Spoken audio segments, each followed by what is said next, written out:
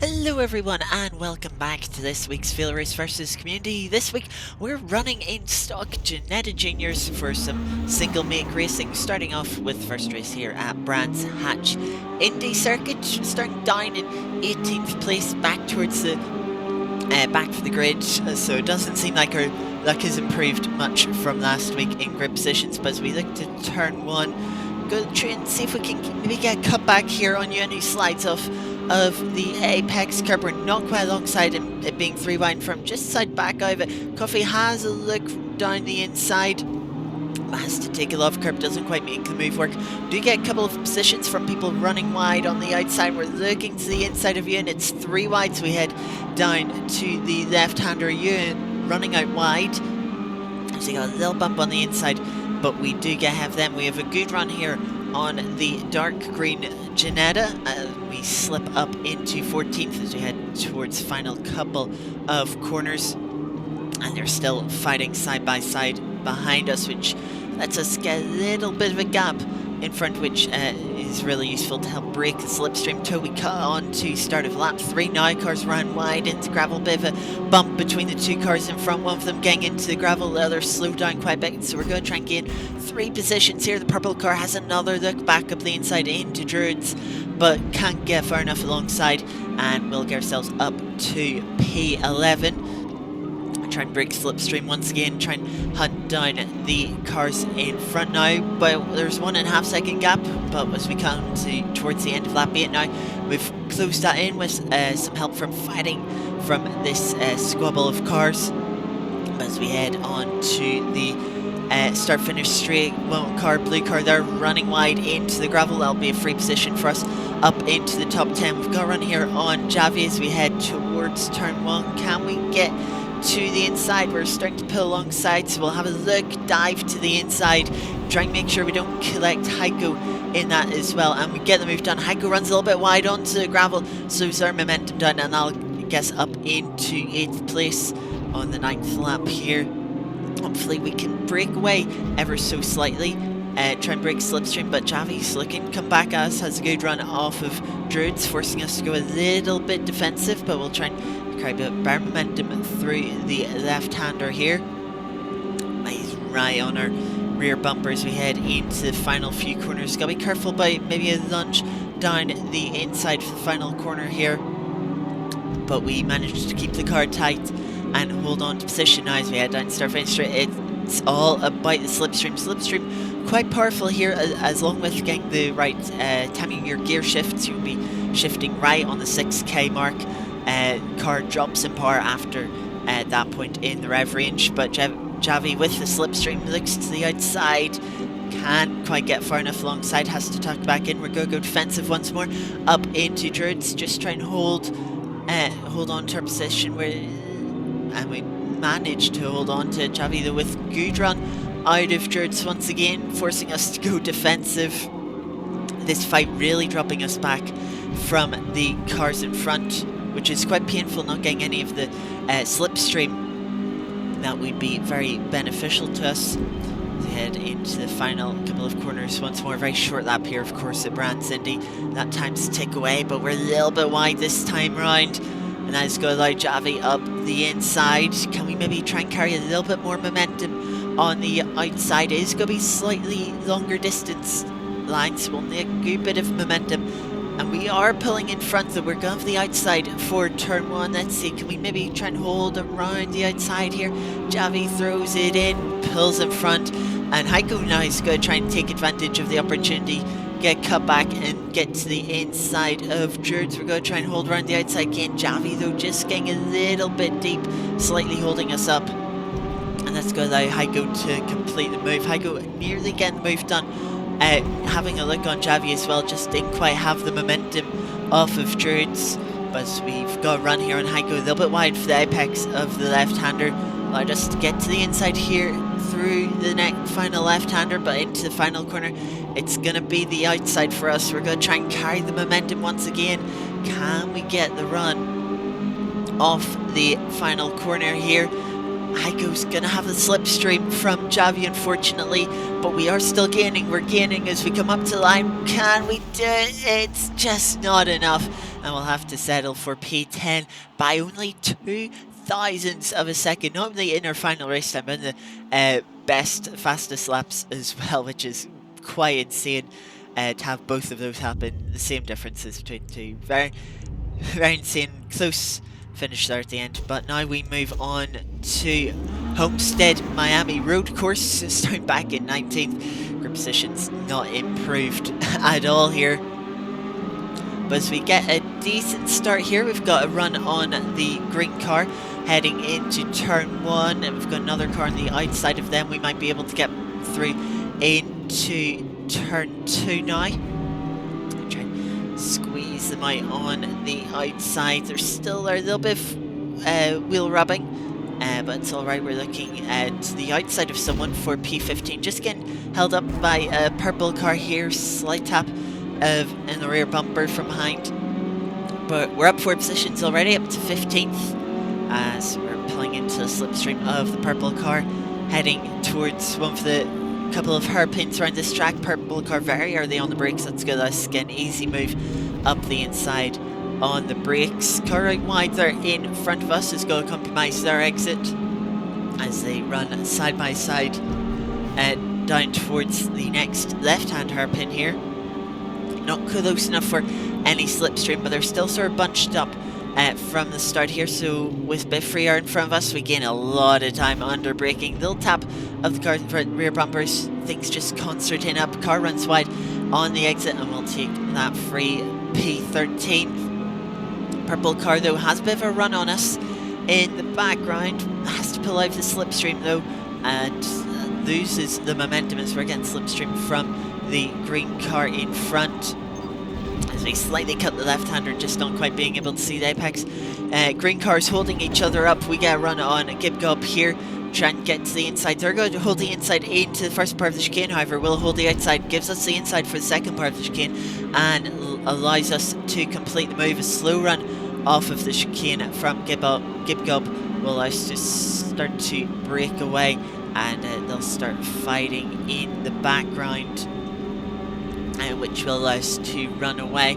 I see Chris in front, and the other green car getting in front of the orange car here, and they're holding each other up through the first few corners here. We really close in into turn 3 here. Look to the outside, try and get to the inside of turn 4.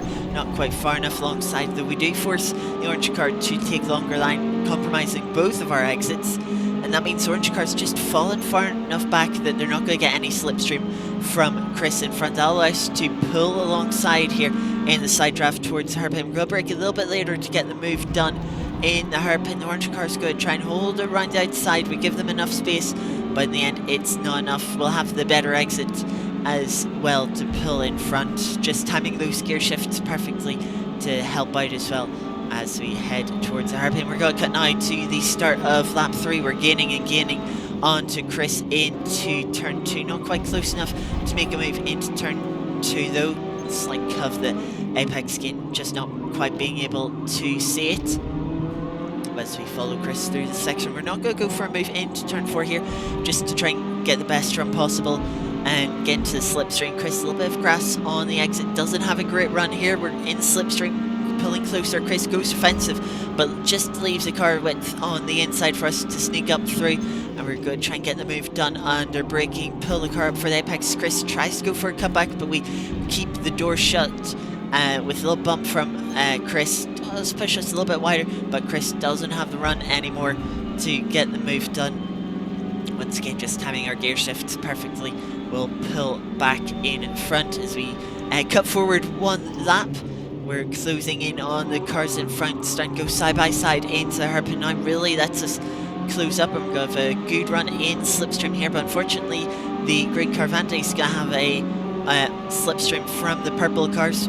We're just getting stuck in a slipstream train here, and with how powerful it is, it kind of lead you to getting into this sort of single file, follow the leader style train. Green car though a little bit wide through the left-hander, gives us a run into this left-hander and allows us to get a move done up for P9, I guess, onto the back of the purple car as we head through the final quarters of lap 4 now.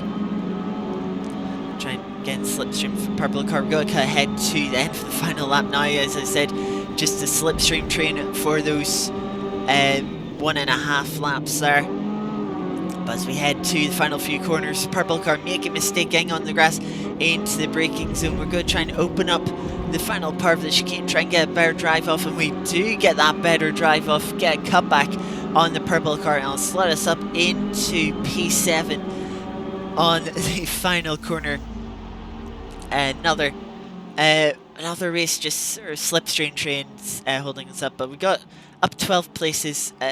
Good race there. Not the most enjoyable once again with these cars, but yeah, it was alright. Another close finish up towards the line at the end of the race there. We now head to Watkins Glen Short.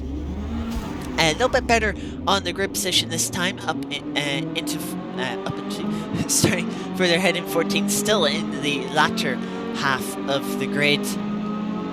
But we get an alright start. We're looking to the inside of turn 1. We're trying to have a bit of a dive, getting caught up on the apex of turn 1, of course, though, from it. As we head now to the S's, a couple of cars have a slow run. We've nowhere to go, so we have to check up. Then we have a couple of cars just fire it down our inside. Another car tries to go for a gap that's since closed. We're going to try and get a bit of a run up through the S's here. Still in 14th, unfortunately. Try and pick up a little bit of Slipstream, see if we can get alongside into the bus stop. We're pulling further and further alongside. Are we quite far enough alongside? Not quite enough. We have to back out. We'll get 13th, though, a car disconnecting there as we headed towards the bus stop. So we'll have to sell for P13. The cars in front slightly concertinaing up a little bit here.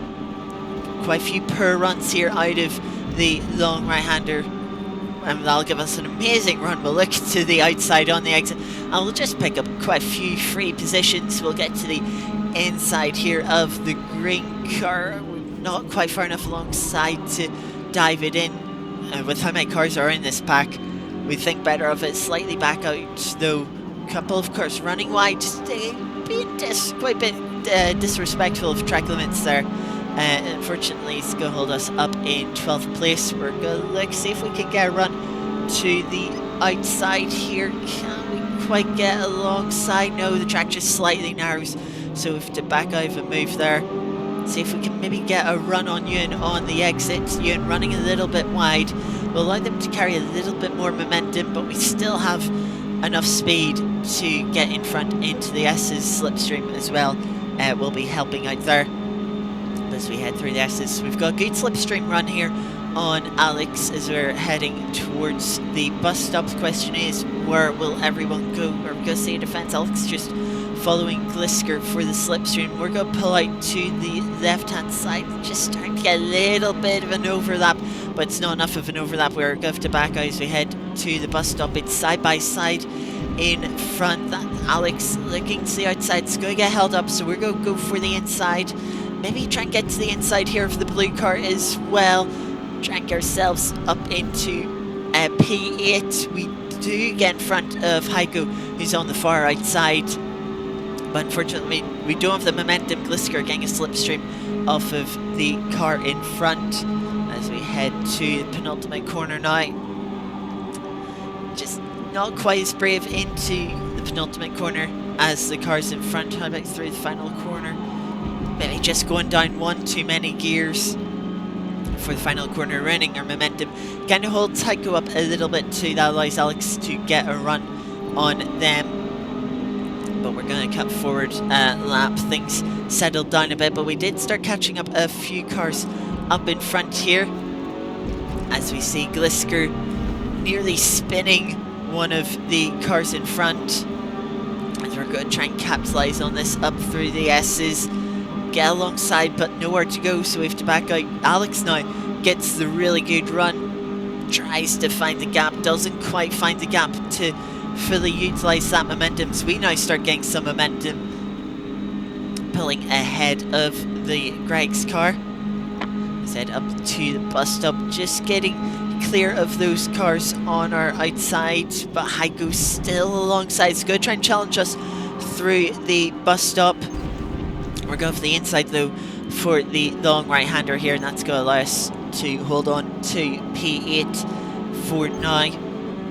As I head here, Hanko trying to get a bit of a better exit, slightly bumps us in the rear bumper, and I'll just disrupt their momentum, giving us enough of a run to hold position. We're going to cut now to lap 5 here, as we're closing in. A couple of cars running side by side through the S's. Closing in. It's the purple car. Coffee getting a really poor run. We're going to switch to the outside, try and carry the momentum to get the move done. We're in front now. We're not quite fully in front though. Coffee's going to try and fight it into the bus stop. It's got a big slide through bus stop. Can't quite make the final apex of the bus stop. Has to cut the corner and give up the position. We've a bit of a run here. We're going to try and have a little look to the inside of Glisker. Gap's not quite there, so not going to have the momentum to make any move on the exit as we're up to P6. Now we're going to cut now to the final lap once again. Just another slipstream train for the final few laps. But as we head up to the final couple of corners here, Shadow runs really wide through the penultimate corner here. As we all sort of get bunched up from it, we're going to try and be a little bit easier, try and get a better run off the final corner here. And we do get that run on Glisker. Though Glisker's going to have the slipstream as we head towards the line. That's going to let them hold on to P6 there. And we'll have to settle for P7 once again. Cap only 17 thousandths that time, so 3 really close finishes this week. The race is not the most entertaining, but really close finishes so far, starting further back on the grid. But that will change for this final race here at Silverstone National. We've got pole position in a race where pole isn't that helpful, let's be honest, with the slipstream there is here. So we get a decent start here, and we just pull in front of Longbow, starting second to a really tight line into turn 1, and from there we'll hold on to the lead for the first lap. Heading into lap 2 though, we get a bit of a bump from Longbow heading into Cops. That allows Glisker to get a comeback on both of us, and she will take the lead as we head up into Maggots, taking the little shortcut on to the Wellington Straight for the national circuit. A bit of a poor run out of Maggots there. We'll pull into the slipstream to try and help fend Longbow off. Longbow still has enough momentum to pull alongside. Glisker pulls to the right hand side, quite late on straight though, so Longbow not getting much advantage from the slipstream, so we'll just be able to pull in front of Longbow, having to sell for second now. Glisker though a little bit wide through Luffield. We'll try and get a better exit, try and get a run down the start finish straight. Glisker actually carrying a little bit more momentum out of the corner, but with those perfectly timed gear shifts and slipstream, we start getting a great run here as we head up to the start finish line. Glisker going a little bit defensive, so we'll look to the outside. Can we maybe just try and hold it around the outside? We don't quite have the grip to carry the momentum, and that's going to give Longbow a bit of a run on us. They're going to look to the right hand side. That's going to give them the inside for Maggots. We have a bit of a run on Glisker. Thankfully just leaves us enough space, and we're kind of challenging Glisker here. Not as much of an attempt to pass Glisker, but to just try and hold on to P2s. We're now 3 wide on the exit of Maggots. Glisker pulling to the right hand side just to try and break the tow from us, as we're 3 wide.